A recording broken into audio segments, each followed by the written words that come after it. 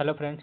तो आज हम बात करेंगे प्रोबेबिलिटी में क्या होता है उसके बारे में जानेंगे। तो myself Suhan Akbar, welcome to YouTube channel start learning. तो चलिए जानते हैं प्रोबेबिलिटी के बारे में। तो फर्स्ट है हमारा कंडीशनल प्रोबेबिलिटी। कंडीशनल प्रोबेबिलिटी में क्या होता है? कंडीशनल प्रोबेबिलिटी में आता है P of A by B is equal to P of A intersection B by P of B.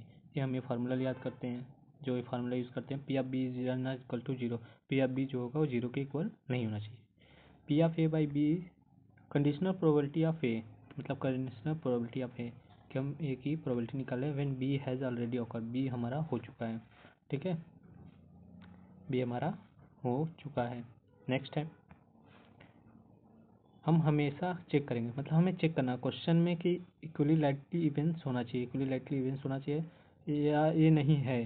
क्योंकि अगर इक्वली लाइकली इवेंट्स नहीं होगा तो हमें एक्सोमेट्रिक इवेंट्स यूज करना पड़ेगा। एक्सोमेट्री अप्रोच करके यूज़ करके हम उसे सॉल्व करेंगे, ठीक है।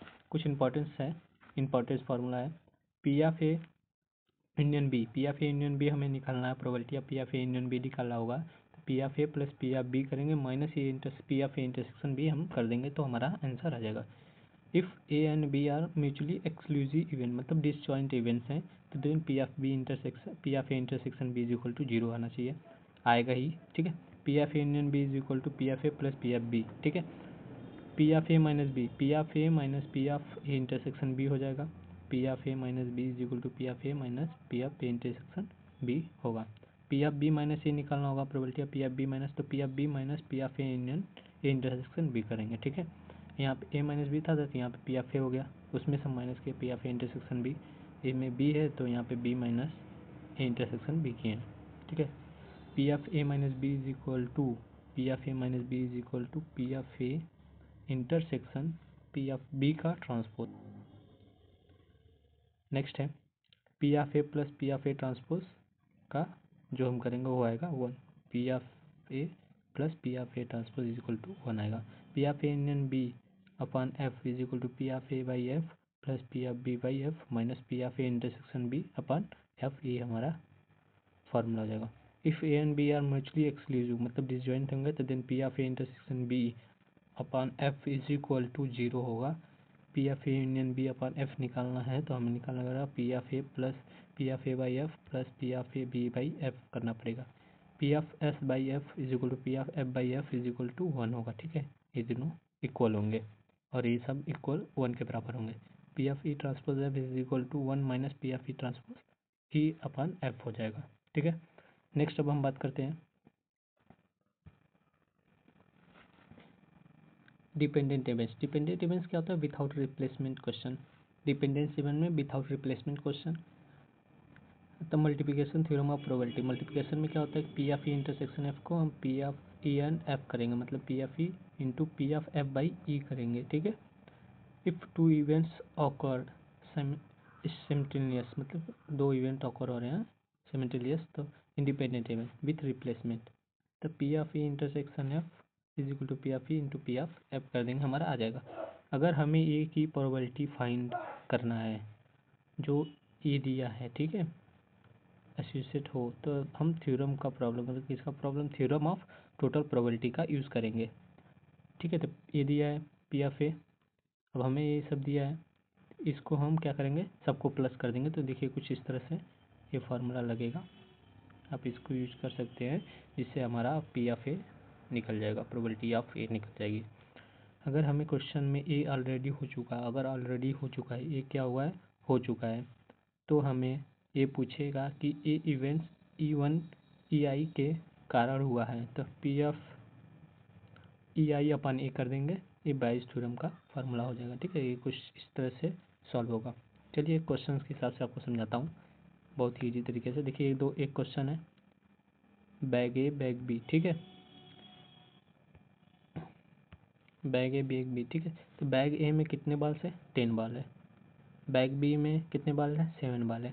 तो हमें टोटल प्रोबेबिलिटी पता चल गई, 10 और 7 है, तो 6 और रेड बॉल है और 4 ब्लू बॉल है, ठीक है। हमें पहले जानना है कि टोटल कंडीशनल प्रोबेबिलिटी क्या होती है। तो बैग ए सेलेक्ट किया और रेड बॉल निकाली, मतलब हमें क्वेश्चन दे जाएगा कि बैग ए से हमने रेड बॉल निकाली, तो हमने कितनी बॉल निकाली रेड की, तो probability of red ball, red ball की हमें प्रोबेबिलिटी बतानी है। तो रेड बॉल की प्रोबेबिलिटी आप कैसे निकालेंगे? कुछ इस तरह से मान लीजिए कि आपके पास टोटल 10 बॉल है, जिसमें से 6 रेड है और 4 ग्रीन, मान लीजिए 4 ग्रीन है, ठीक है, ये टोटल है, ठीक है, 4 ग्रीन है। तो हमें रेड बॉल निकालनी है, तो रेड का हमें निकालने के लिए फर्स्ट हम बैग ए से निकालेंगे। तो bag A is equal to 1/2 हो जाएगा, 2 बैग है तो 1/2 हो गया।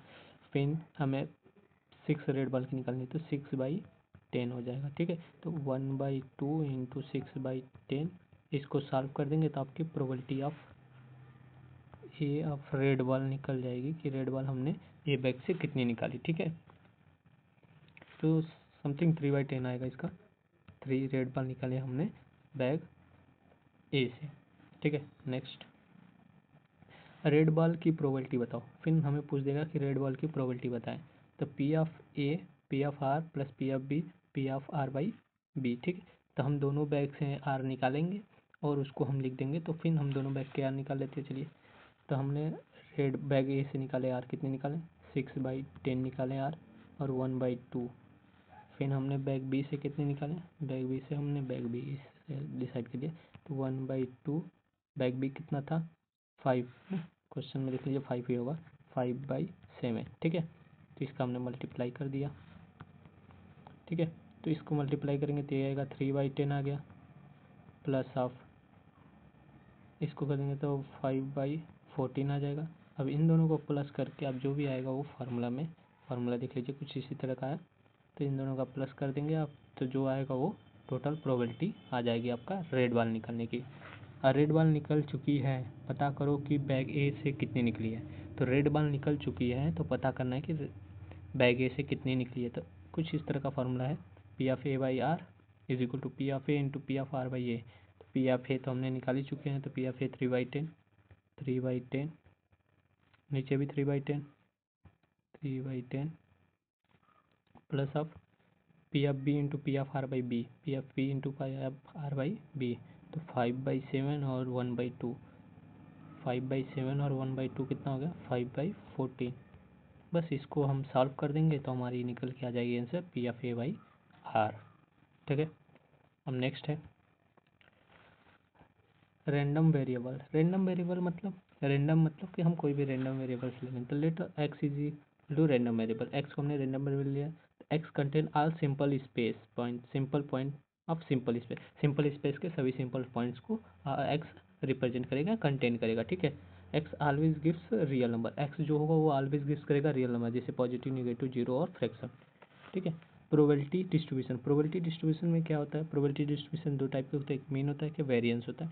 तो P of I is greater than 0 for all I के लिए, summation of P of I is equal to 1, इसका समीशन करेंगे तो हमें 1 मिलेगा।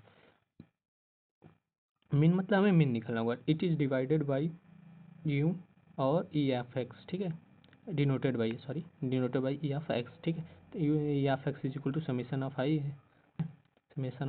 एक्स आई पी आई, ठीक है। उसके बाद वेरिएंस को हमें उतना ध्यान नहीं देना, तो वेरिएंस का हमें कोई ज़रूरत नहीं, इसको इससे आप देख सकते हैं। तो आप देख लीजिए कि it is denoted by the variance x, फिर ये बहुत ही दिया है उसमें देख लीजिएगा अपना। इससे उतना पूछता नहीं है, ऐसे क्वेश्चन नहीं आएंगे, इस पर टेंशन मत लीजिए आप लोग। तो चलिए इस वीडियो में इतना ही है। वीडियो अच्छी लगी हो तो लाइक करें, शेयर करें, लाइक ज़रूर कीजिएगा वीडियो को और शेयर कीजिएगा अपने दोस्तों के साथ, और कमेंट करके हमें बताइएगा कि वीडियो कैसा लगा। अगर कुछ छूटा होगा तो भी मुझे बता दीजिएगा कमेंट करके, ठीक है। और सब्सक्राइब तो ज़रूर कर लीजिएगा क्योंकि नेक्स्ट वीडियो बहुत जल्द आने वाली है, ठीक है। धन्यवाद, तब तक के लिए मिलते हैं नेक्स्ट वीडियो में।